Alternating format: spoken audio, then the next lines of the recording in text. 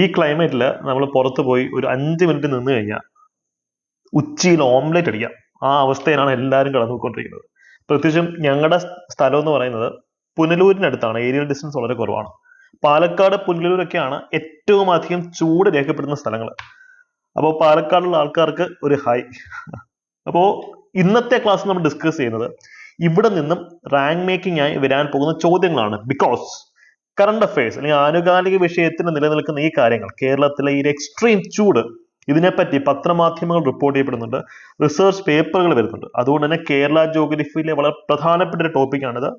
ഇവിടെ നിന്ന് വരാൻ സാധ്യതയുള്ള പുതിയ ഫൈൻഡിങ്സ്, പുതിയ റാങ്ക് മേക്കിംഗ് ചോദ്യങ്ങളാണ് നമ്മൾ ഡിസ്കസ് ചെയ്യുന്നത്. കുറെ റിസർച്ച് ചെയ്ത് മാതൃഭൂമി അടക്കമുള്ള പല പത്രങ്ങളിലും അല്ലെങ്കിൽ പല ഇന്റർനാഷണൽ ജേർണൽസിലും വന്നിട്ടുള്ള പല പല ന്യൂസസും നമ്മൾ ഇന്നത്തെ ഒരു ഇതിനകത്ത് ആ പോയിന്റുകളെല്ലാം ആഡ് ചെയ്ത് പഠിക്കും. കറണ്ട് അഫയേഴ്സും നമ്മുടെ സ്റ്റാറ്റിക് പോർഷനും ഓവർലാപ്പ് ചെയ്ത് വരുന്ന ഏരിയാസ് ഇനി മുതലുള്ള എക്സാംസിന് എക്സ്ട്രീംലി ഇമ്പോർട്ടൻ്റ് ആണ്. അങ്ങനെയാണ് ഇപ്പൊ PSC UPSC ഒക്കെ ചോദിച്ചുകൊണ്ടിരിക്കുന്നത്. പ്രത്യേകിച്ചും ആന്റി സൈക്ലോൺ, ഹ്യൂമിഡിറ്റി പോലെയുള്ള കോൺസെപ്റ്റുകൾ അല്ലെ. ഇതൊക്കെ നമ്മുടെ NCERT SCERT ടെക്സ്റ്റുകൾ ഉള്ളതാണ്. അതാണ് ഇപ്പോൾ ചൂട് കൂടാനുള്ള പ്രധാനപ്പെട്ട റീസൺ. അപ്പൊ അതൊക്കെ നമുക്ക് വിശദമായിട്ടൊന്ന് പഠിക്കാം. ഇന്നത്തെ ക്ലാസ് നോട്ട്സ് വളരെ റിസർച്ച് ചെയ്ത് തയ്യാറാക്കിയ ക്യാപ്സ്യൂൾ നോട്ട്സ് ആണ്. ആ നോട്ട് നമ്മുടെ ടെലിഗ്രാം ചാനലിൽ ഞാൻ അപ്ലോഡ് ചെയ്തിട്ടുണ്ട്. ചാനലിന്റെ ലിങ്ക് ഞാൻ കമന്റ് സെക്ഷനിൽ പിൻ ചെയ്ത് വെച്ചിട്ടുണ്ട്. ഡെയിലി രാവിലെ അവിടെ തരുന്ന ഫ്രീ മോക്ക് ടെസ്റ്റുകൾ നിങ്ങൾ അറ്റൻഡ് ചെയ്യണം. എല്ലാവരും ടെലിഗ്രാം ഫാമിലി മെമ്പേഴ്സ് ആവുക.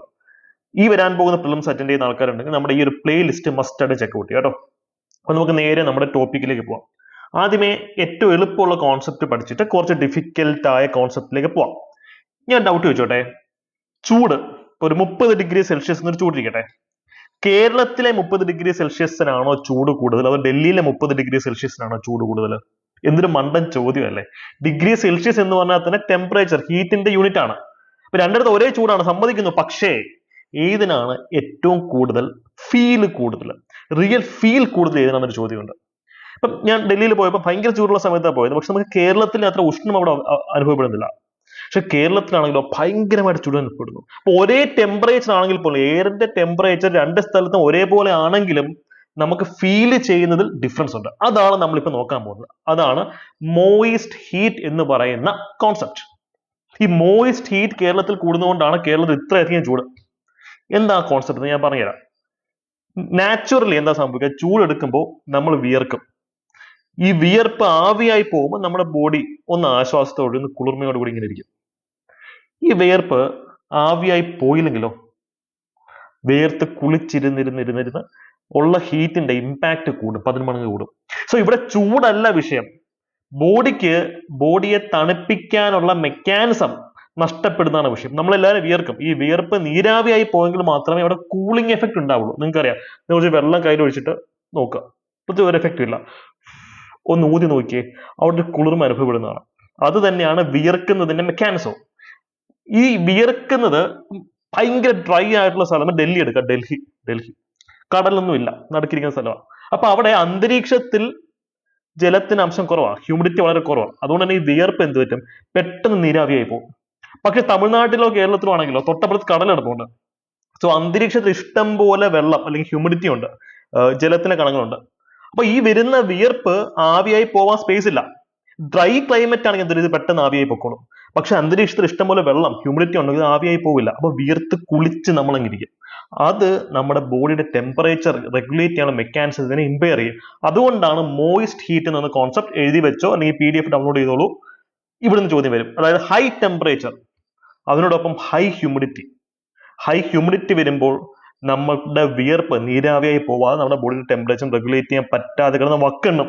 അതാണ് ഹൈ ഹ്യൂമിഡിറ്റിയുടെ പ്രശ്നം. ഇത് ശരീരത്തിന് തണുപ്പിക്കാൻ, our ability to cool our body, അതിനെ ഇമ്പാക്ട് ചെയ്യും. അതുകൊണ്ട് തന്നെ പുതിയതായി ഉപയോഗിക്കുന്ന ഒരു ടെക്നിക് ഉണ്ട്, അതാണ് വെറ്റ് ബൾബ് ടെമ്പറേച്ചർ. സാധാരണഗതിയിൽ നമ്മൾ ടെമ്പറേച്ചർ പറയുമ്പോൾ ഡിഗ്രി സെൽഷ്യസ്, തെർമോമീറ്റർ മെർക്യൂറിൽ എത്ര പറയുന്നു അതാണ് നമ്മുടെ ടെമ്പറേച്ചർ. അത് അന്തരീക്ഷത്തിലെ ചൂടിന്റെ മാത്രം കണക്കാണ്.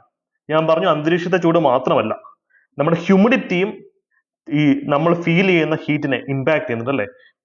വെറ്റ് ബൾബ് ടെമ്പറേച്ചറിൽ നമ്മൾ ഈ രണ്ട് കോൺസെപ്റ്റുകളും കമ്പൈൻ ചെയ്തുകൊണ്ടാണ് ടെമ്പറേച്ചർ അളക്കുന്നത്.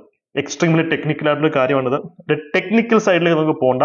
എന്താണ് വെറ്റ് ബൾബ് ടെമ്പറേച്ചർ എന്ന് ചോദ്യം വന്നു കഴിഞ്ഞാൽ നമുക്ക് ഉത്തരം പറയാൻ പറ്റണം. മനസ്സിലായി? ഇതൊക്കെ പുതിയ പോയിന്റുകൾ എല്ലാം എഴുതി വെച്ചോ. ഇനി നമുക്ക് പോകാനുള്ളത് മറ്റൊരു പ്രധാനപ്പെട്ട ടോപ്പിക്കിലേക്കാണ്. പത്രങ്ങളിൽ മലയാള പത്രമാധ്യമങ്ങളൊക്കെ റിപ്പോർട്ട് ചെയ്യുന്ന പ്രധാനപ്പെട്ട ടോപ്പിക്കിലേക്കാണ് നമ്മളിപ്പം പോകുന്നത്. Anti cyclone effect. Cyclone, anti cyclone, ചുഴലിക്കാറ്റൊന്നും അല്ല തന്നെ, ഇത് ടെക്നിക്കൽ മീനിങ് ഡിഫറെന്റ് ആണ്. ഇതിനെപ്പറ്റി വളരെ വിശദമായിട്ട് നമുക്ക് പിന്നീട് അവസരത്തിൽ ചർച്ച ചെയ്യും. ഇപ്പം ഡിഗ്രി പ്രിലിംസ് ഒക്കെ വരാൻ പോവാണ്, അതുപോലെ ക്യാപ്സ്യൂൾ രൂപത്തിൽ എക്സാമിന് വരുന്ന കാര്യങ്ങൾ മാത്രം ഒന്ന് ചർച്ച ചെയ്ത് നമുക്ക് മുന്നോട്ട് പോവാം. എന്താണ് സൈക്ലോൺ എന്ന് വെച്ചാൽ എന്താ? മലയാളത്തിൽ ന്യൂനമർദ്ദം. ന്യൂനം മീൻസ് ചെറുത്, മർദ്ദം മീൻസ് പ്രഷർ കുറഞ്ഞ അവസ്ഥയാണ് സൈക്ലോൺ, ന്യൂനമർദ്ദം, അറിയാം. അപ്പൊ എന്തായിരിക്കും ആന്റി സൈക്ലോൺ? ന്യൂനമർദ്ദത്തിന് ആന്റി ആണോ അതോ അങ്കിൾ ആണോ? അല്ല, അതിന്റെ ഓപ്പോസിറ്റ്, അതിന്റെ ആന്റി തീസിസ് ആണ്, അല്ലേ? അപ്പോ സൈക്ലോൺ എന്ന് വെച്ച് കഴിഞ്ഞാൽ മർദ്ദം, പ്രഷർ കുറഞ്ഞിരിക്കുന്ന കണ്ടീഷൻ ആണെങ്കിൽ ആന്റി സൈക്ലോൺ എന്ന് പറയുന്നത് മർദ്ദം കൂടിയിരിക്കുന്ന കണ്ടീഷനാണ്, ഹൈ പ്രഷർ എൻവയോൺമെന്റ് ആണ്, അല്ലെ? ഹൈ പ്രഷർ എൻവയോൺമെന്റ് ആണ്. ഈ ഹൈ പ്രഷർ എൻവയോൺമെന്റ് എങ്ങനെയാണ് ചൂടിനെ ബാധിക്കുന്നത് നമുക്ക് നോക്കാം. നമുക്ക് മെയിൻ പോയിന്റ് സ്കാൻ ചെയ്തിട്ട് അതിന്റെ ഡീപ്പായിട്ടുള്ള ചർച്ചയിലേക്ക് പോവാം. കേരളത്തിൽ ഇപ്പോഴത്തെ ഒരു പ്രശ്നം എന്താ? രാവിലെയും ചൂടാണ്, രാത്രിയിലും ചൂടാണ്. പണ്ടൊക്കെ ആണെങ്കിൽ രാവിലെ മാത്രമായിരുന്നു ചൂട്, അല്ലെങ്കിൽ ഏർലി മോർണിംഗ് ഒരു തണുപ്പുണ്ടായിരുന്നു. രാത്രി ആകുമ്പോൾ നമുക്ക് കുളിർമ കിട്ടും. ഇപ്പൊ രാവിലെ രാത്രിയൊക്കെ കണക്കാ, നമ്മളൊരു പരുവായിട്ട് ഇങ്ങനെ കത്തിരിക്കുവാണ്. ആ കാരണത്തിന്റെ പ്രധാനപ്പെട്ട വില്ലൻ ഈ ആന്റി സൈക്ലോൺ എഫക്റ്റ് ആണ്. So it is a main reason why we are experiencing extreme heat events during the day and the night. അപ്പൊ അത് നോക്കി വയ്ക്കാം. ഇതാണ് ആന്റി സൈക്ലോൺ എഫക്റ്റ് എന്ന് പറയുന്നത്. സംഭവം ഇത്രയേ ഉള്ളൂ. ടെക്നിക്കലി സ്പീക്കിംഗ് ഒരു കടലിന്, കേരളമൊക്കെ കടലുള്ള പ്രദേശം, കടൽ സങ്കല്പിക്കുക. സാധാരണഗതിയിൽ എന്താ സംഭവിക്കുക? നല്ല ചൂടാണെങ്കിൽ സൂര്യപ്രകാശം അടിക്കും, വായു ചൂടാവും. നമുക്ക് അറിയാം, വായു ചൂടാകുമ്പോൾ മുകളിലേക്ക് പോകും, അല്ലെ? അതാണ് പിന്നെ ക്ലൗഡ്, മേഘങ്ങളായി രൂപപ്പെട്ട് മഴയായിട്ട് മാറുന്നത്. വെള്ളം നീരാവിയായി മുകളിലേക്ക് പോയി മേഘങ്ങൾ രൂപപ്പെട്ട് മഴയായിട്ട് മാറും. അപ്പം സൂര്യപ്രകാശം അടിക്കുന്നു, വായു അല്ലെങ്കിൽ വെള്ളമൊക്കെ ചൂടാവുന്നു, മുകളിലേക്ക് പോകുന്നു, മഴ പെയ്യുന്നു. അതാണ് ടെക്നിക്ക്. ഇതാണ് പൊതുവെ നടക്കേണ്ടുന്ന കാര്യം. പക്ഷേ ആന്റി സൈക്ലോൺ വന്നു കഴിഞ്ഞാൽ പ്രശ്നം ഞാൻ പറഞ്ഞുതരാം. ഇതാണ് ആന്റി സൈക്ലോൺ ഒരു ഡയഗ്രാം. സാധാരണഗതിയിൽ വായു ചൂടായി മുകളിലേക്ക് പോകണം. അതാണ് ലോ പ്രഷർ കണ്ടീഷൻ എന്ന് പറയാം. കാര്യം പ്രഷർ കൂടുമ്പോഴാണല്ലോ വായു മുകളിലേക്ക് പോകുന്നത്. അതാണ് സൈക്ലോണിക് കണ്ടീഷൻ. പക്ഷെ ആന്റി സൈക്ലോണിക് കണ്ടീഷൻ മീൻസ് പല ഫാക്ടേഴ്സ് കാരണം ഒരു ഹൈ പ്രഷർ ഏരിയ രൂപപ്പെടും. അതായത് ഐഡിയലി വേണ്ടത് എന്താ? കടലിന് മുകളിൽ ലോ പ്രഷർ ആയിരിക്കണം.